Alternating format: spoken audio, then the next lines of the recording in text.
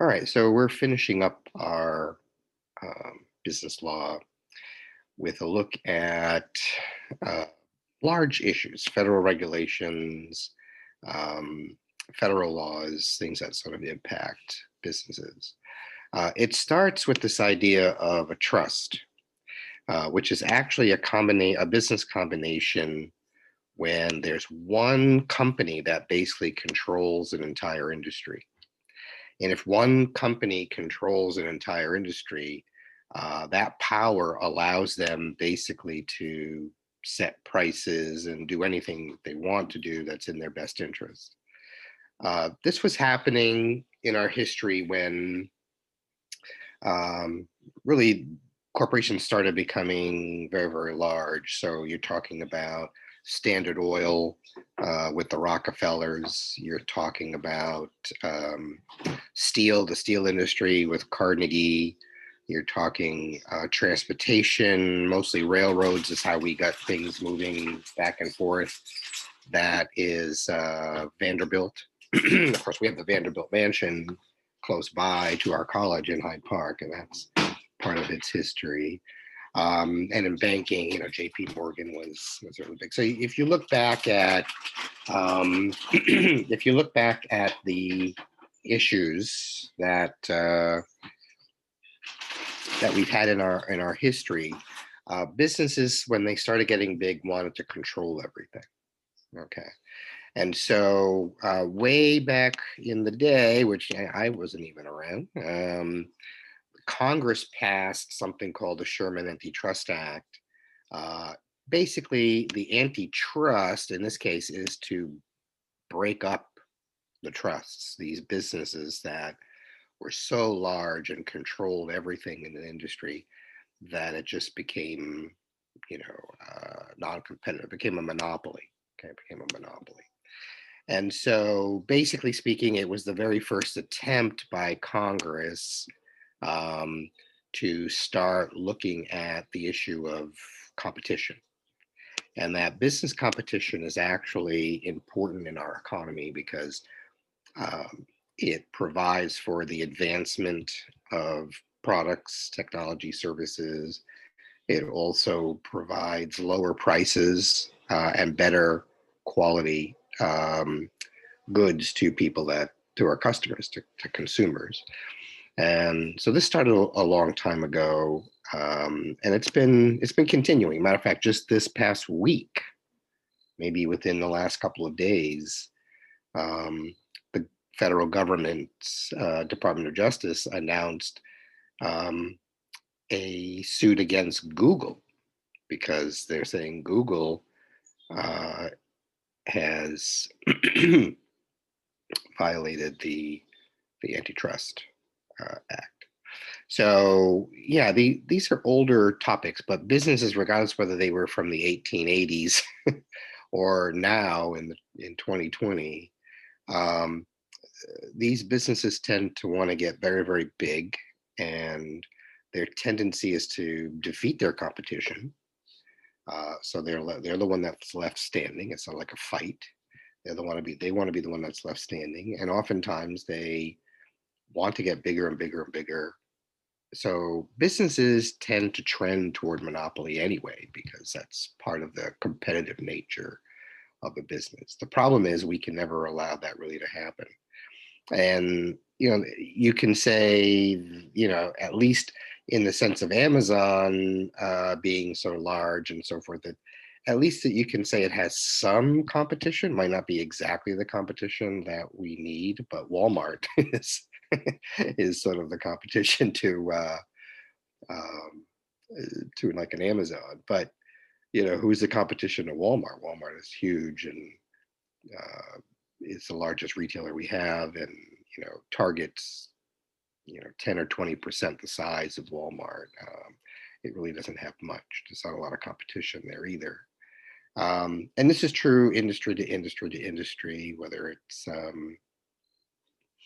computers. I mean, how many choices do you have for cell phone service or internet access service?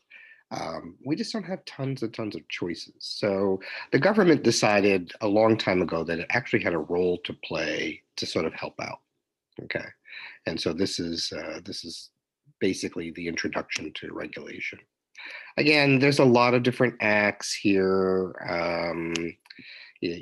Passed by Congress, signed into law by the president at that time, that were meant again to sort of help stop businesses from trying to become monopolies and controlling a particular aspect, product or service that we depend on as consumers. And so they've passed all types of laws indicating, you can't set prices, you can't, do a whole bunch of things that limit competition. One of the things that created a long, long time ago is something called the FTC, the Federal Trade Commission. And basically, the FTC has changed over the years, but they are basically the group that looks for illegal trade practices and antitrust laws. They've changed a lot over the years because they've basically let a lot of things. The view has changed since this time. It's changed with globalization. As the economy and competition became more global, then the FTC decided it doesn't make a lot of sense to keep these companies really, really small when they're battling against giants from Europe or Japan or other places that are much, much bigger than them. Actually, we can allow them to get bigger. So a lot depends on the time that we live in. The FTC's role has sort of been the same, but their perspective has changed over time. Again, lots of different acts.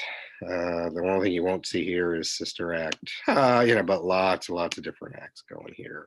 All of it meant to, again, help competition and in this way. So those are your acts. Okay, now for the next act. There's been a very big movement since the late 1970s. It really accelerated in the 80s, and it's called deregulation. And that's, again, it's the root is regulation. So you just notice that there's a lot of regulation. There's a lot of laws on the books that regulate various things, laws that are government laws. So to deregulate is to get rid of some of those things. The idea is not to get rid of all of it, but to get rid of as much as possible. Well, what's as much as possible? Well, they want to minimize how complex the regulations are that affect business. And of course, that means that if there's a rule or regulation that has to be done, business costs are going to go up because of that.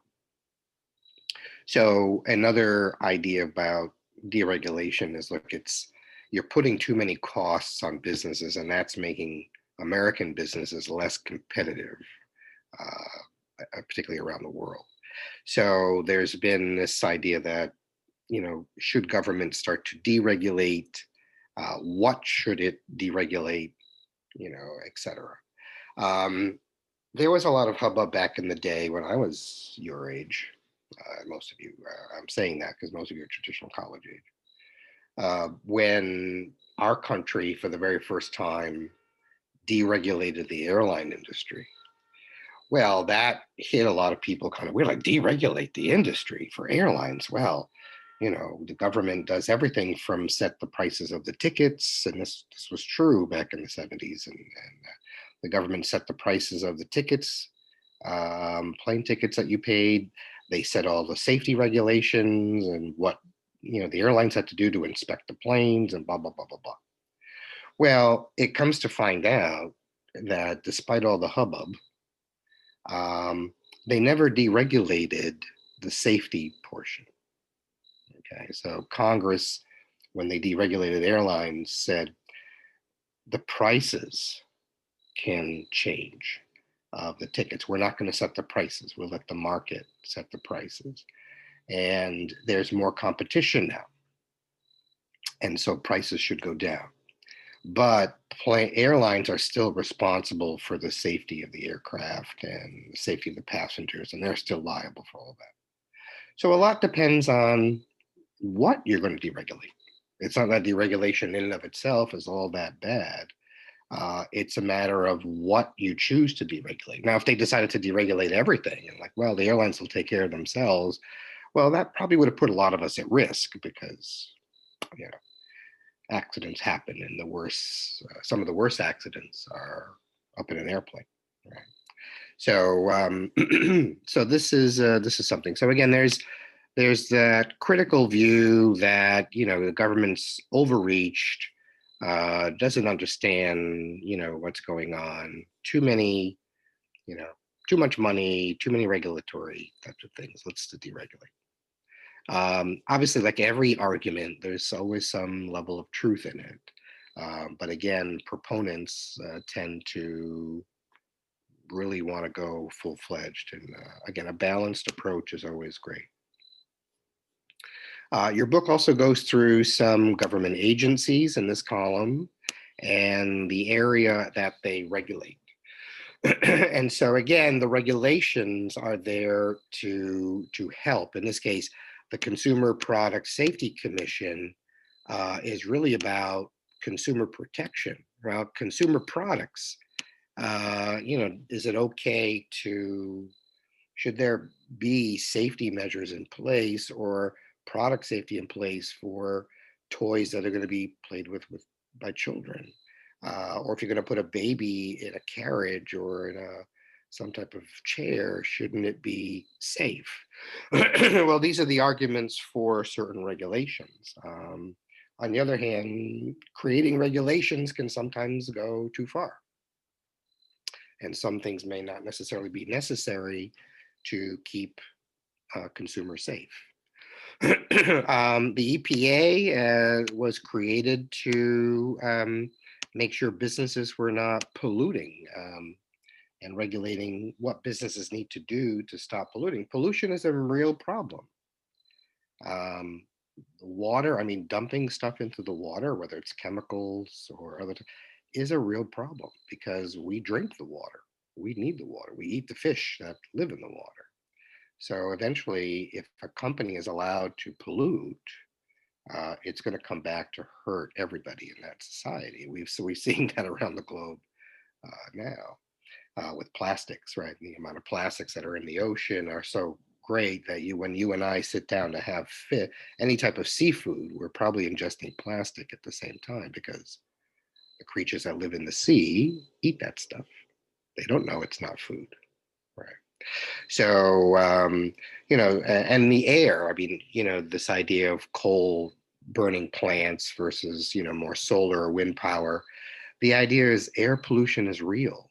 And there are more pollutants that are in the air create a lot of problems. First of all, it's harder to see the sun in some cases. When the heat comes in, it doesn't go out in a particular area because the pollutants keep that in. And plus, a lot of people have asthma and other respiratory illnesses and chronic conditions that are around breathing. You're making life a lot more difficult for everybody who has a breathing problem if you're going to just allow pollution to occur in the air, for example. So there's a lot of reasons why we have regulations, but could they go too far? Could they be a little bit out of control? Yeah, of course. That's always possible. It's always in the realm of possibility. The EEOC looks at employment practices regarding issues of discrimination, federal law. Okay. So mostly civil rights related types of issues regarding race and gender and ethnicity and religion and national origin tend to be the top five looking at all this stuff. The FAA, like I said, does regulate the airline industry, but a lot of these regulations have changed. These folks this government agency, like I said, used to set the prices of an airline ticket. So now we don't have to deal with that. Now the airlines do that. But again, that safety record, I mean, going up on a plane, we want to make sure everything is safe going up, safe going down, for everybody on board. So those regulations probably are reasonable to keep. The FCC looks at things regarding, everything that's communication based, radio, television, etc. The weird thing is the FCC is also one of those interesting agencies or commissions that tell us or have to decide what's profane on television, what you can and cannot say on television. You could never have said any words like bitch or bastard before on television, but now it's allowed. A lot of it is regulations or deregulations. What is and is not profanity is something that's interesting. So these are all different types of things. FHA with vehicle safety. I mean,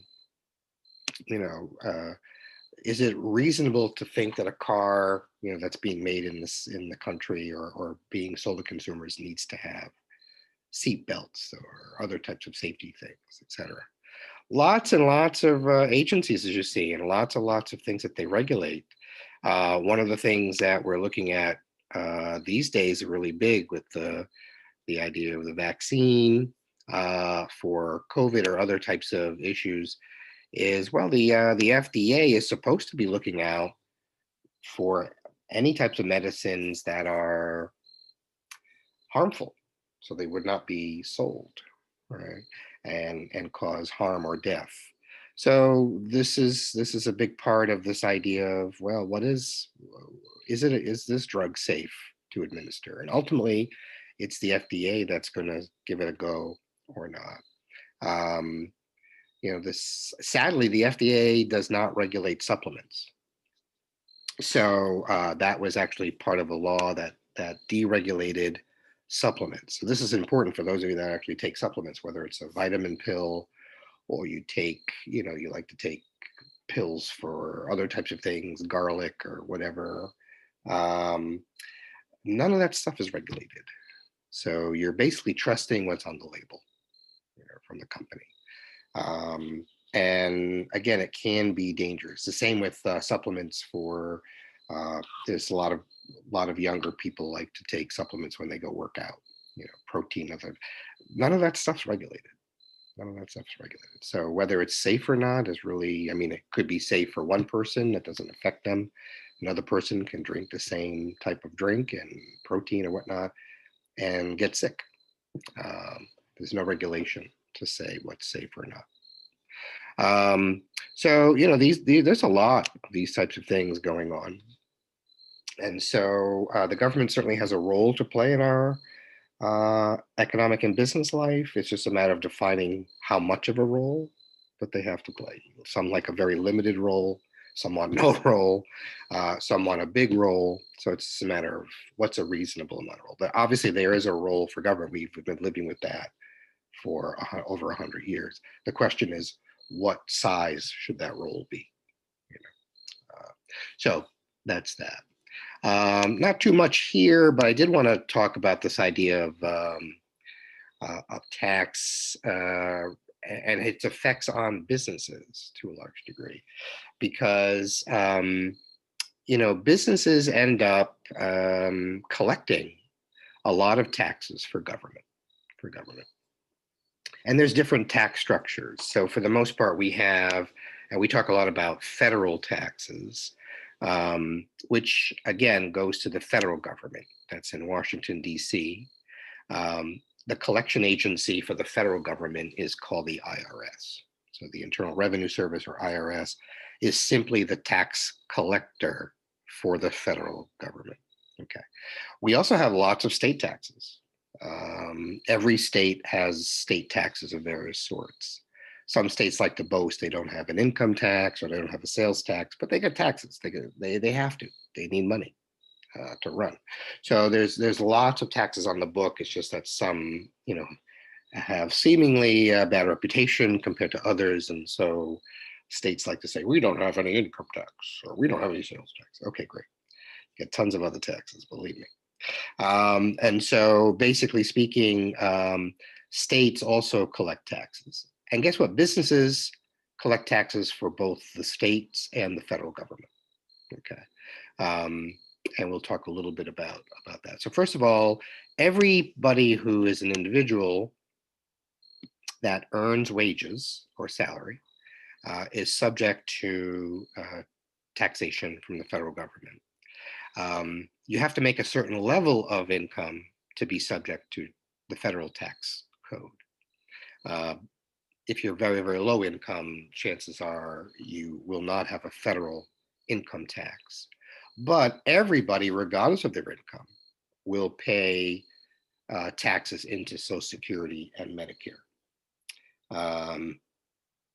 So that's something that that's something that is definitely something that's collected from the business and remitted to the government in this case. So the federal tax system is considered what's called a progressive tax system, and the progressive tax simply means that the more money you make, the higher percentage you pay in tax. Okay, and that's basically what a progressive system is. A regressive system is just the opposite. The people that make the most money will pay a smaller amount of taxes compared to, well, as a percentage of their income. So 10% of $10,000 is a bigger bite than 10% of $1 million, because 10% of $10,000 means that the person who made $10,000 has to give up $1,000 and is left with only $9,000. The person who made $100,000 is giving up $10,000, but still has $90,000 to live with. So as a percentage of it, it looks like it's the same. Everyone's paying the same. It's actually regressive, because that small amount of money to the poor individual means a lot more. It means more food on the table, paying rent, or other types of things. The higher income groups, yeah, they're giving up more of their income, but they got plenty left over. Yeah. So it's it tends to be flat taxes, tend to be regressive. They seem fair because everyone's paying the same percentage, but in essence, lower income folks need as much money as possible just to buy the basics. So, and a lot of people would say it's not fair. But anyway, that's the system. Corporations, of course, pay taxes only if they make a profit. Only if they make a profit.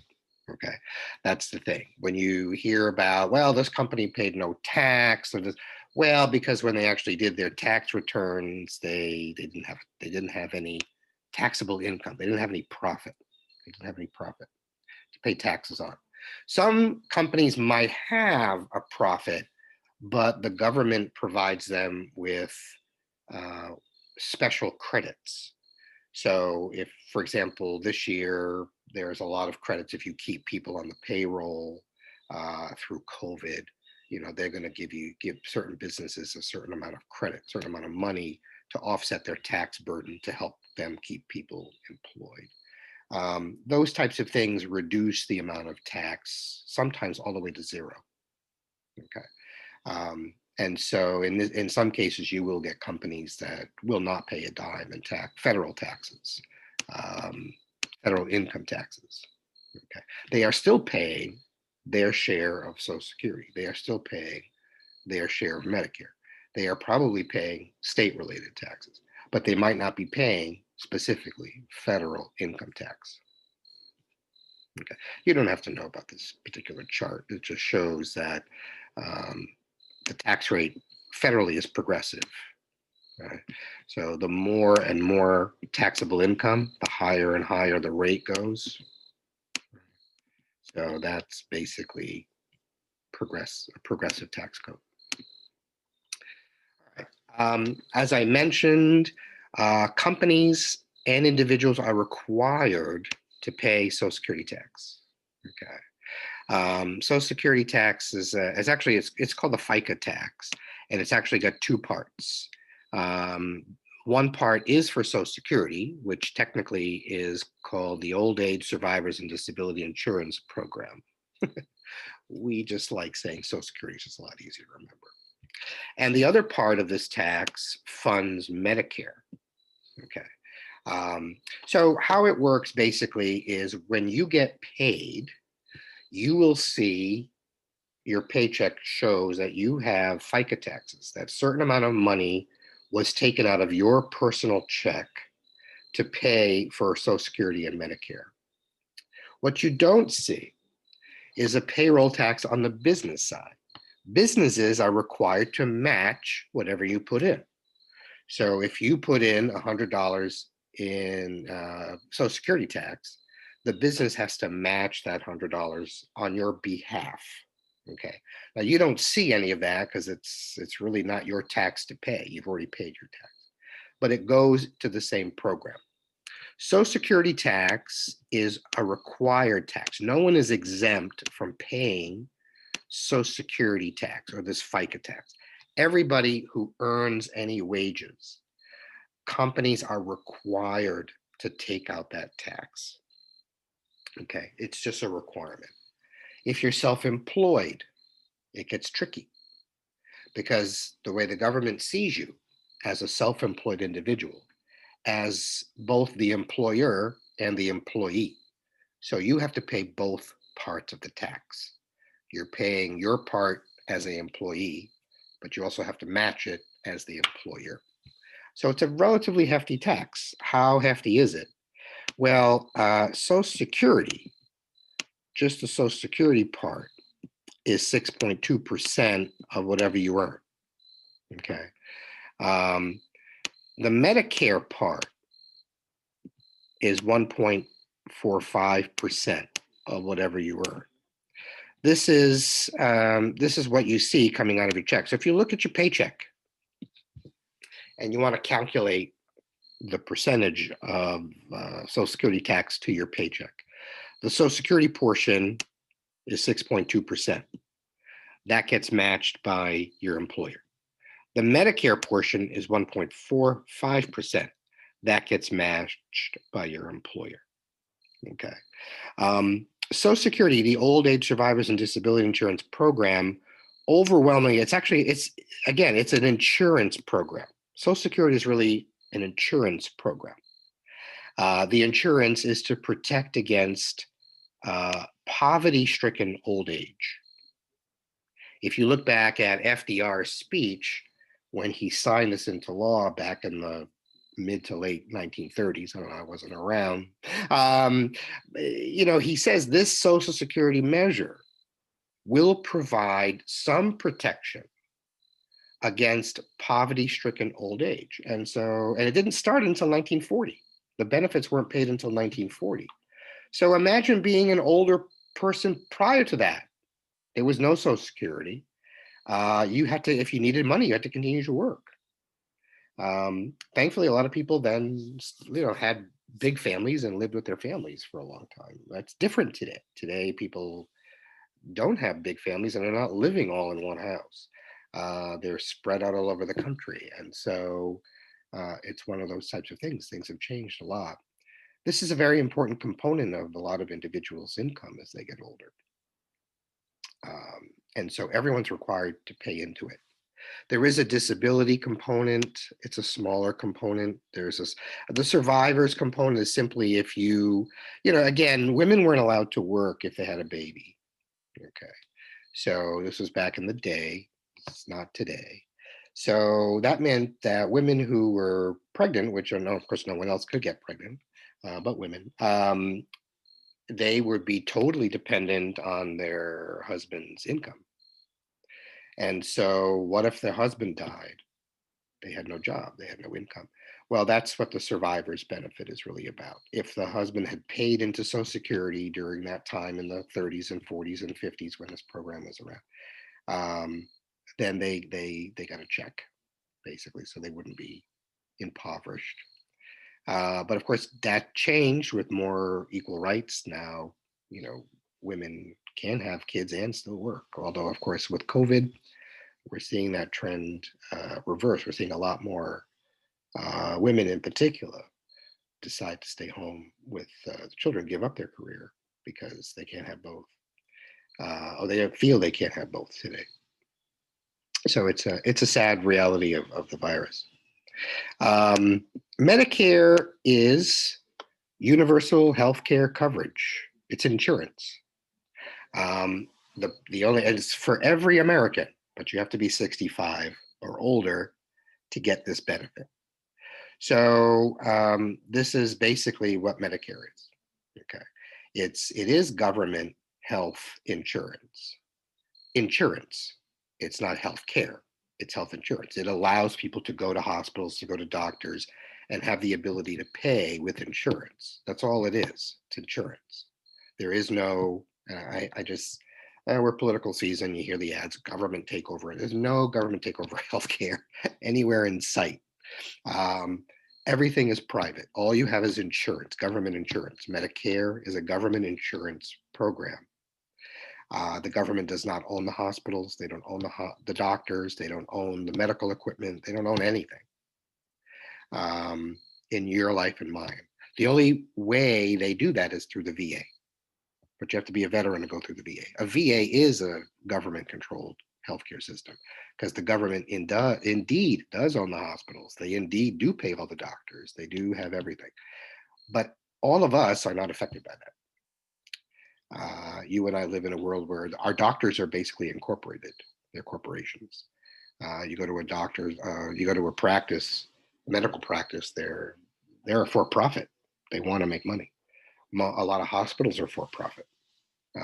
Drug companies are for-profit. If you need machinery, that's all for-profit institutions. So there's no government takeover of anything. It's just insurance. It's just, do people get insurance so they can access all that stuff? Or do they not get insurance so they can't access to it? So it's really an insurance question. Medicare, just like Social Security, is an insurance program. Okay.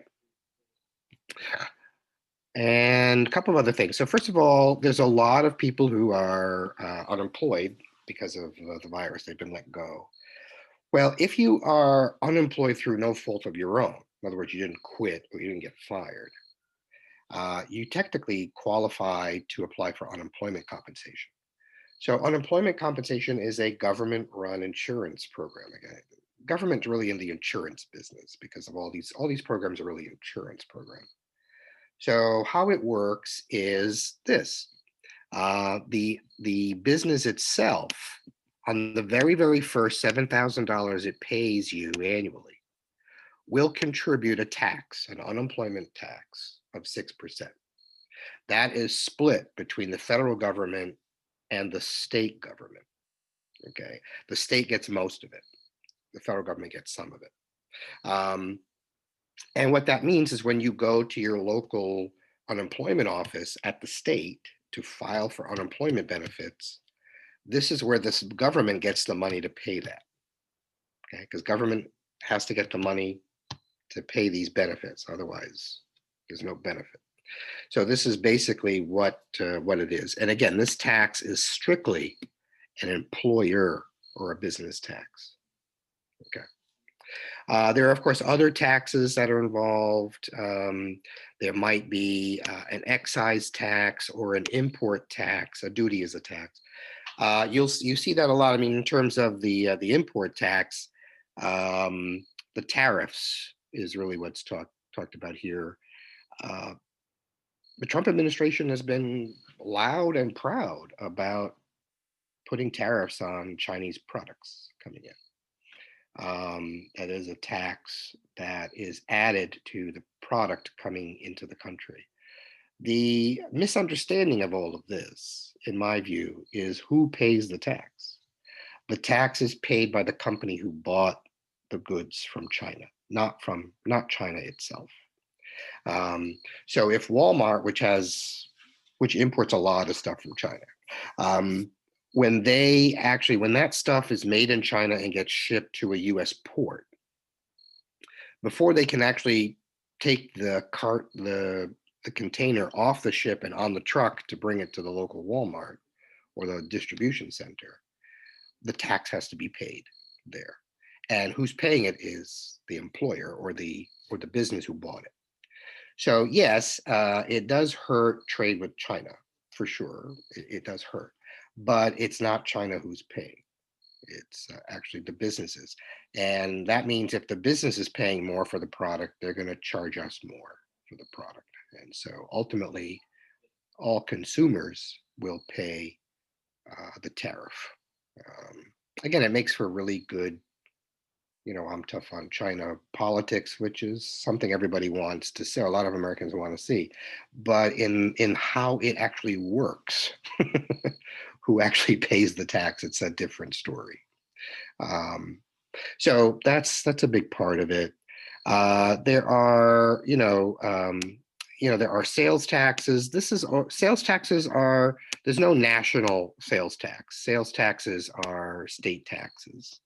The state often will, of course, the state of New York, for example, has roughly, most counties have an 8.125% sales tax. 4% of that, or about half of it, is money that goes directly to the state. The other part of that sales tax actually goes to the county that the product was bought at and taxed. So, so sales taxes are very common ways for state governments to raise money. State governments also have income taxes, but all of these sales taxes are collected by businesses. Most sales taxes on retail types of stuff. And so you go to a store, you buy something, they collect that money that you paid for the product plus the tax on the product. And so it's not their money, it's a tax that they're collecting. They then have to send that money to the state government. The state government has a Department of Revenue that it's a collection agency for the state of New York. Okay, all states have their own Department of Revenue like functions that collect taxes for the state. Your local government also needs money to function. And local government, basically, if you own property, it's that something called a property tax that's going to your local government. So this is one of the big problems in New York, is the property taxes in New York are exceptionally high compared to a lot of other states. But then again, we have and depend on a lot of layers of government. New York has quite a number. I come from Massachusetts, which is always laughed at as Taxachusetts, but New York actually beats Massachusetts in the layers of government that it has. So you can have, villages and hamlets and towns inside of cities, inside of counties, and it's just lots of government. And so all those government entities have functions to play, and need money to carry out those functions. And so the property tax has been the way local governments get most of its money. But you have to own property to have a property tax. Okay. So if you rent, you don't pay the property tax, but the landlord does. So a lot of businesses rent their space, thinking, okay, I'll rent the space. But the landlord who they're renting from is paying the property tax on the building that's being used for that particular business. For individuals like you and I, if we own a home, or if we own land, we are paying a property tax on that. So it's a tax on owners of property in that regard. So I'm going to bring us back to the main screen and ask if there's any questions.